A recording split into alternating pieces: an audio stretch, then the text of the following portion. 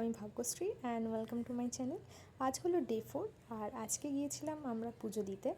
আজকে আমরা পুজো দিতে গেলে পুজোটা স্পেশালি ছিল আমার মায়ের, কারণ রামনবমী পুজো আমার মা প্রতি বছরই পুজোর দিন টাকা তুলে রাখে আর পরে সেই পুজোটা দেয়, কারণ আমাদের বাড়ি থেকে একটু দূর মন্দিরটা।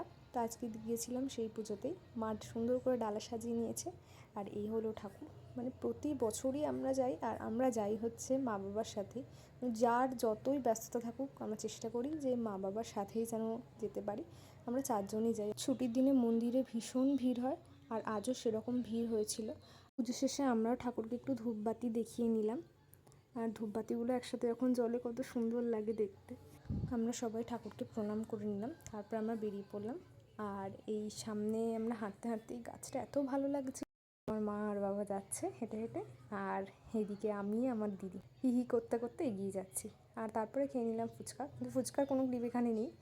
আর তারপরে খেয়ে নিলাম আইসক্রিম, আর বাবা আইসক্রিম খায় না তাই বাবা ঠান্ডা খেলো। আর ট্রেন স্টেশনে বসে আমরা দেখছিলাম কখন ট্রেন আসবে, আর খুব সুন্দর হাওয়াও দিচ্ছিল। So that's for today, by.